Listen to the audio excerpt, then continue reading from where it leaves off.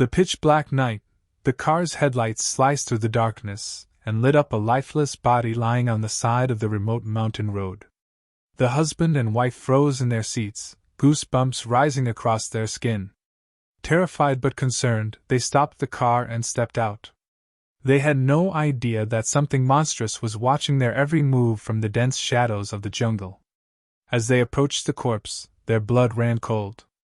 The man's body was brutally torn apart, flesh ripped open, bones exposed, wounds far too savage to have come from any car accident. Little May, small beauty, pulled out her phone with trembling hands, trying to call the police. That's when her husband spotted a terrifying silhouette on the ridge above them. A massive boulder came crashing down right above them. He yanked his wife out of the way just in time, but a second rock slammed into his head. He lost balance and tumbled down into the river below. Screaming, Little May rushed to the riverbank and somehow dragged her husband out. Then a colossal black shadow appeared on the road. It placed one massive arm behind their car and, with a single powerful shove, sent the multi-ton vehicle tumbling down the mountainside. The monster was smart. It knew the first thing to destroy was their only way out.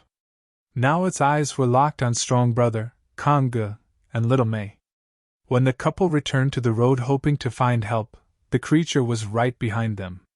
Suddenly, voices echoed nearby, a group of hunters. The couple felt a flicker of relief. But instead of helping, the hunters started mocking them. Then the monster silently crept up behind Little May and sliced off a lock of her hair. When she spun around in shock, it had already vanished. She ran terrified into her husband's arms. The hunters, seeing the beautiful woman, began catcalling and harassing her. A second later, one of them screamed and collapsed. Blood poured from his body like tomato juice. The hunters instantly drew their guns and scanned the darkness. Strong Brother used the chaos to grab his wife and run. In the distance, a hunter wearing a cap spotted the monster and opened fire. But the creature dodged every bullet with unnatural cunning. It knew every inch of this terrain. Suddenly, the monster charged. Screams, gunshots, and blood filled the night. Within minutes, all the hunters lay dead.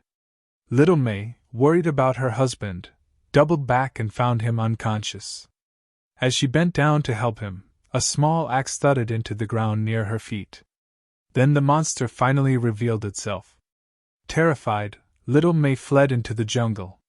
She spotted a steep slope and jumped without hesitation. At the bottom, an old hunter was already hiding. They stared at each other in silence, holding their breath. A moment later, the monster reached down, yanked the old man up, and tore him in half. Little May ran again. As she reached an open clearing, the monster fired an arrow. It struck the ground right beside her, and she stumbled and fell. The creature's intention was clear. It wanted to take her alive to its cave and make her its bride. It slowly approached, knocked her unconscious, and slung her over its shoulder. On the way back, it was about to kill Strong Brother when a gunshot hit its shoulder. One hunter had survived. But the monster was on him in a blink and tore him apart. Dragging the hunter's corpse behind it, the monster carried Little May back to its cave. When she regained consciousness, she was tied up with ropes. The dark figure loomed over her. Without a word, the monster raped her.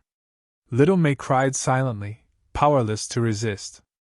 By the next day, she was completely broken and obedient. When the monster tossed her raw meat, she ate it without protest. Satisfied with her submission, the creature loosened her restraints and left the cave to hunt. The moment it was gone, Little May cut the ropes, grabbed a gun, and escaped. By sheer luck, she found her injured husband in the jungle. They embraced each other and sobbed. But their relief was short-lived.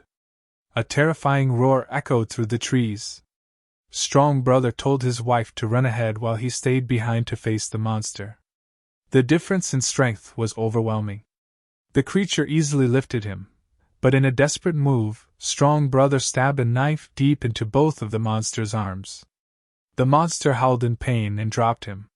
Strong Brother ran in the opposite direction but fell into one of the creature's traps. When the monster came to finish him, Strong Brother grabbed a sharp wooden stake and drove it straight into the monster's chest. He then picked up a heavy stone and smashed it repeatedly. Finally, the monster collapsed with a heavy thud. As Strong Brother caught his breath in relief, an arrow suddenly pierced his body. Several more monsters stepped out of the trees. They belonged to the same tribe. Little May somehow made it back to the road. She was the only human to survive that nightmare night. What she didn't know was that she was already carrying the monster's child, a child that would carry on the bloodline of this murderous tribe.